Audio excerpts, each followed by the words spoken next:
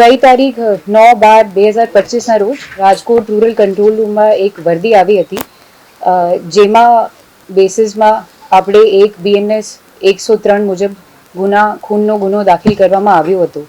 ગુનાની હકીકત એવી રીત છે કે મરણ જનાર કાનાભાઈ મેરુભાઈ જોગ, ઉંમર 50, એનું મૃતદેહ પોલીસને એની જ વાડીમાં મળ્યો હતો.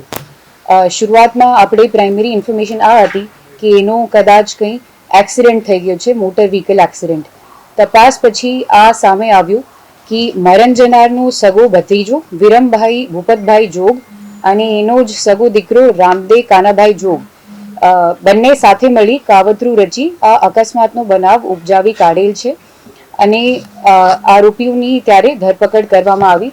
ત્યારે સામે આવ્યું કે મરણ જનારના દીકરાને ઇઝરાયલ જવાનું પ્લાન હતું, એને ત્યાં ફોરેનમાં સેટલ હોવાનું હતું.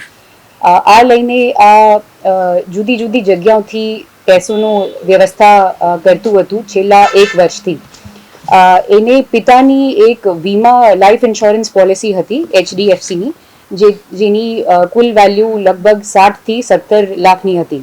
તો એને દરેક રાસ્તું ટ્રાય કર્યું અને પછી જ્યાર સુધી એના પાસે નાણાં જો છે આખા એકઠા નહીં થયા, ત્યારે એને આપણે વિરમભાઈ સાથે મળીને એક પ્લાન બનાવ્યું કે કાનાભાઈના મર્ડર કરીને અને પછી જે ઇન્સ્યોરન્સના પૈસા મળીએ આ યુઝ કરીને એને ઇઝરાયલ સેટલ થવા જવાનું છે.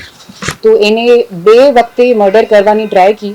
પહેલી વખતે એને આપણે પિતાને ઝેર આપવાની કોશિશ કી, આ ફેલ થઈ ગયું હતું. અને એના પછી આ બંને જો છે આ એક્સિડન્ટ તરીકેનો બનાવ બતાવીને આપણે એક ગાડીમાં જ મોજૂદ કુહાડીથી કાનાભાઈનો મર્ડર વિરમભાઈ કરી દીધું. એમાંથી એના જો દીકરો છે રામદે કાનાભાઈ જો, એને જ ઇઝરાયલ જઈને સેટલ હોવાનું છે. અને વિરમભાઈને એને આ લાલચ આપ્યું કે હું તમને 1 લાખ રૂપિયા અને તમારી આખી જિંદગી સુધી ભોજન આપું. ઝેર એનાથી 2-3 દિવસ પહેલા જ.